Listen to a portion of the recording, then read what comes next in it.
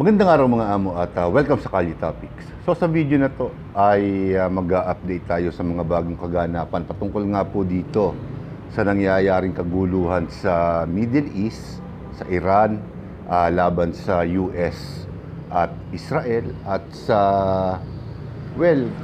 nagiging impact nito sa presyo ng petrolyo sa buong mundo. Kalisabay na rin ito ang syempre ang presyo ng mga basic commodities.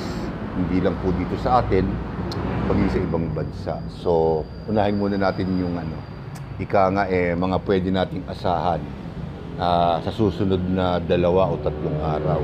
Well, ang pangunahin nga po dyan ay syempre, masamang balita dahil sa Martes ho yata, kung hindi ako nagkakamali, ay magtataas na naman ang presyo ng petrolyo. Ang diesel ay papalo na yata ng mga 180, ganun, 170, 180, 190. Ang gasolina naman po ay inaasahang magiging 110 per liter. So, dagdag higpit na naman sa sinturon ang gagawin ng maraming Pilipino. So, ayon sa mga balita, dahil siyempre, ino-observe din natin yung Holy Week at nagpapahinga din po tayo ng konti. Lalong-lalo na po sa parte ko dahil bukod po sa pag-vlogging, may mga pinagkakaabalahan po ang iba dahil hindi pa naman po monetize itong aking maliit na channel. So, hindi naman tayo pwedeng mag-focus lamang dito. Di ba? Siyempre, kailangan din po natin alam ng ibang pagkakakitaan pansamantala hanggat i-improve o pinipilit po natin na ma-monetize itong ating channel. Well, anyways, itong mga nakakaraang linggo, madalas po tayong nanonood ng mga foreign news dahil hindi naman masyadong nababalita dito sa ating bansa, sa mainstream media natin, ang mga mas malalalim na kaganapan na nangyayari ngayon patungkol nga po dito sa gera sa Middle East, sa Iran. So, sa aking panonood ng foreign news, napag-alaman po natin na baka maibabalita na rin ito mamaya na binigyan na lamang po ni President Donald Trump ng 2 araw ang Iran na government para makipag-usap sa kanila, makipag-negotiate. At syempre, kasabay na rin po nito ay para mabuksan na ang Strait of Hormuz para dumaloy na ang langis. Makapag-deliver na sila, makadaan na yung mga tanker dyan at nang makapag-deliver na po ng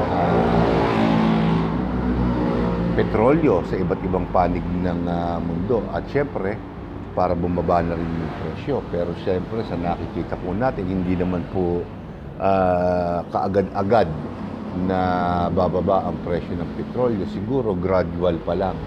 Dahil syempre, may mga infrastructures, mga oil depot, at kung ano-ano pa ang nasira sa Iran. So, para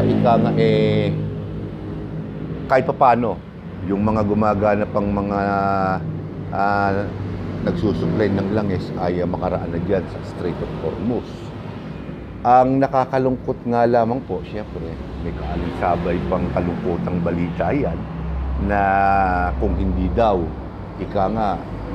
makakabuo ng isang solidong negosasyon ang US at ang Iran sa loob ng 2 araw na to, hanggang Martes o Miyerkules, ay magpapatuloy at maaaring mag-intensify pa ang mga pag-atake na gagawin ng Israel at US sa Iran. So, matatagalan pa bago magbukas ang Strait of Hormuz. Pero ang sabi ni Donald Trump sa kanyang mga press conference ay hindi na raw po magtatagal ang kanilang ginagawang opensiba diyan sa Iran at malapit na rin daw pong matapos, meaning itong siguro susunod na 2 linggo, 1 linggo, 2 linggo, ay ika nga ito na yung magiging huling bugso ng pag-atake ng US. At alam naman po natin na libong sundalo o US soldiers na po ang nakaistasyon malapit sa Iran, at marami ang nagsasabi na ika nga baka, paano ba natin sasabihin to, baka pagkaraan ng mga ika nga gagawing mabibigat ang pag-atake ng US, ay maglalagay na sila ng ika nga papasukin na ng sundalo ang Iran. So higit na magiging magulo syempre ang Iran, at alam naman po natin maraming sibilyan doon, yung populasyon, maraming maapektuhang buhay na ayaw naman syempre nating mangyari, di ba? Pero may mga eksperto rin po na nagsasabi na ika nga kung talagang tatapusin na, lalong-lalo na at ang tinatamaan nito ay ang ekonomiya ng bawat bansa sa buong mundo. Kasama na rin po tayo. So, doon sa mga huling video ng kaguluhan diyan, at sa oras na nagkakaroon ng kaguluhan, ay siyempre naapektuhan ang buong mundo dahil sa kanila nanggagaling ang malaking porsyento ng ika nga ng krudo o ng petrolyo sa buong mundo. So kapag na-disrupt ang supply, siyempre tumataas yan. At alisabay niyan, pagkain at kung ano-ano pa, kasabay na tumataas din. So yung mga mahihirap na bansa na kagaya ng Pilipinas, ang unang nakakaramdam niyan. At siyempre, sa kasalukuyan, ramdam na ramdam po natin. Alam nyo, may na-discovery ako. Ngayon, sa US pala, ang isang galon ng petrolyo sa kanila, hindi ko lang na i-double check kung gas o gasoline o diesel, pero panansya ko, hindi naman maglalayo ang presyo, ay nasa $4.02 na po yata ang per gallon. Kasi sa kanila, per 10 cents ang per liter sa kanila. Hindi ho ba per gallon? Kasi $4.02 ang isang gallon, at ang isang gallon sa kanila ay 3.8. So kung 3.8, di-divide natin sa $4, ang 3.8 liters ay gagawin natin per liter, ika nga ang kwentahan, lalabas na ang per liter sa kanila is $1.14. So kung ilalagay naman natin sa piso, mga nasa around 62-63 pesos per liter. So mababa, hindi po ba? Pero sa Amerika, dumadaing na yung mga Amerikano dahil masyadong mataas na raw po yung presyo ng kanilang petrolyo. Pero meron po sariling petrolyo ang US, so hindi sila namumroblema sa supply. At kung kikwentahin natin, hindi po ba, mababa ang presyo ng petrolyo sa kanila kung ikukumpara sa atin. Dahil tayo po ay umaangkat, syempre kasama na rin po dyan yung mga taxes. Kaya ganun lumalabas ang per litro o discrepancy ng per litro sa atin. Cost per liter sa atin sa cost per liter sa kanila. So nabanggit ko doon sa mga videos ko na hindi ba noong ko pa sinasabi na dapat i-explore na natin itong ating katubigan sa West Philippine Sea, at nabalita na rin po sa mainstream media yan na parang interesado raw po yata ang China. Ang isa sa mga interesado na ika nga makatransaksyon natin para sa pagmimina ng krudo diyan sa West Philippine Sea ay China. Bagamat ayoko sa China dahil alam naman natin na magugulang ng China, Hindi ko naman sinabi na hindi natin sila pwedeng makatransaksyon. Basta ika nga, patas ang usapan. Nung mga nauunang usapan, patungkol nga po diyan sa gas, oil and gas exploration diyan sa West Philippine Sea, parang ang lumalabas, kailangan 60-40 yata ang hatian.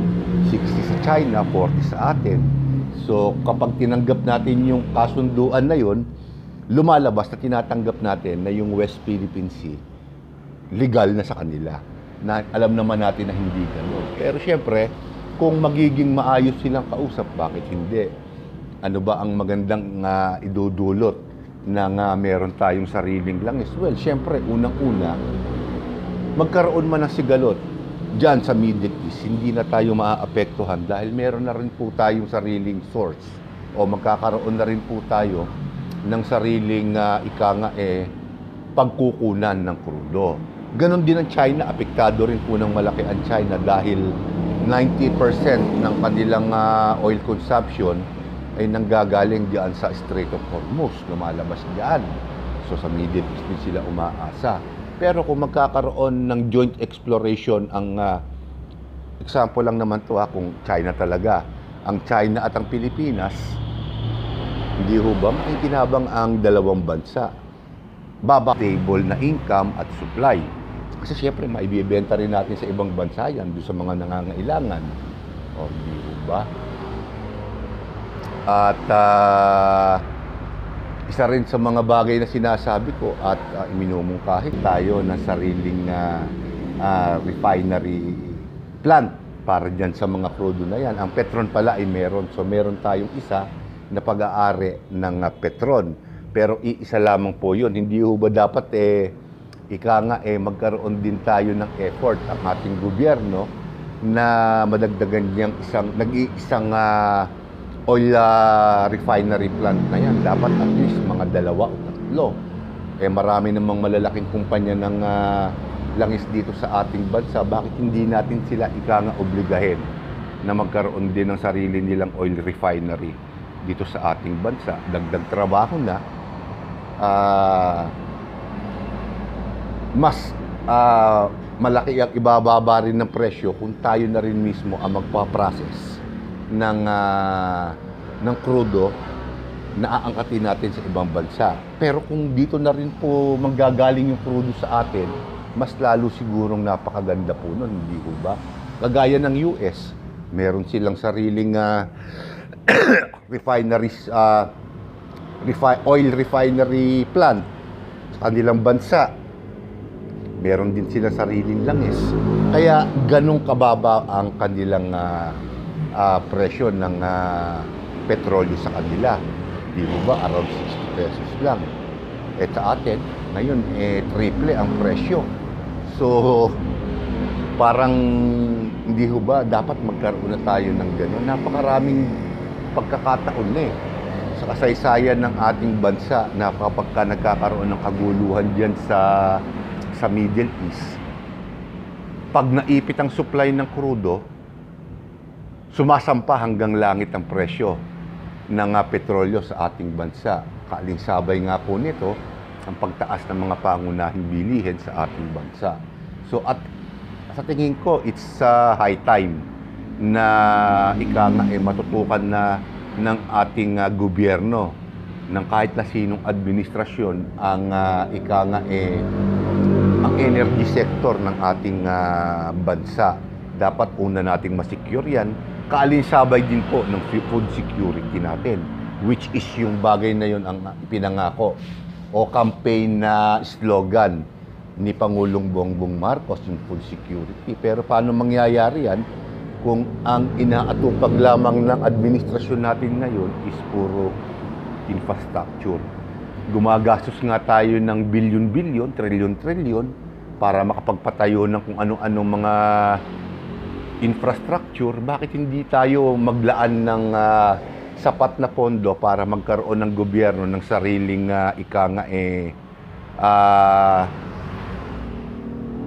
deposito? Kahit man lang yung kumbaga imbakan ng langis ang gobyerno, di ho ba? At the same time, refinery station ng gobyerno para hindi ba crudo na lamang ang ating binibili at dito na natin na i-refine yung crudo para ma-extract natin yung diesel, gasolina sa ating bansa, makapag-i-empleyo pa tayo ng mga Pilipino. So napakaganda, hindi ho ba? Bakit hindi natin subukan na ayusin ang ating energy sector? Hindi ho ba? Yun ang hindi man ang administrasyon na to, yung susunod na administrasyon.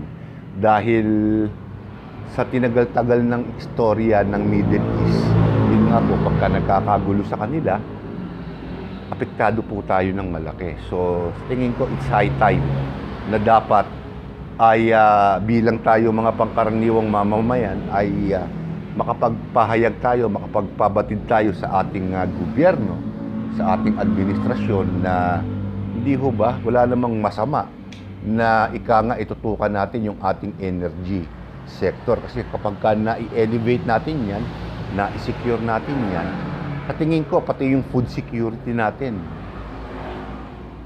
makakaladkad niyan, maiaangat din yan. Bagay na kapag nangyari, magkaroon man ng kaguluhan sa ibang bansa, o lalong-lalo na dyan sa Middle East, hindi na po tayo apektado kagaya ng US. Bagamat sa kanila, maraming dumadaing na mga mamamayan nila sa US, pero kung titingnan nyo naman yung presyo, napakalayo kumpara sa presyo dito sa ating bansa.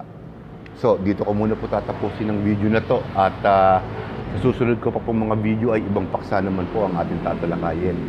So, maraming salamat po sa inyong lahat at magandang araw po sa inyo.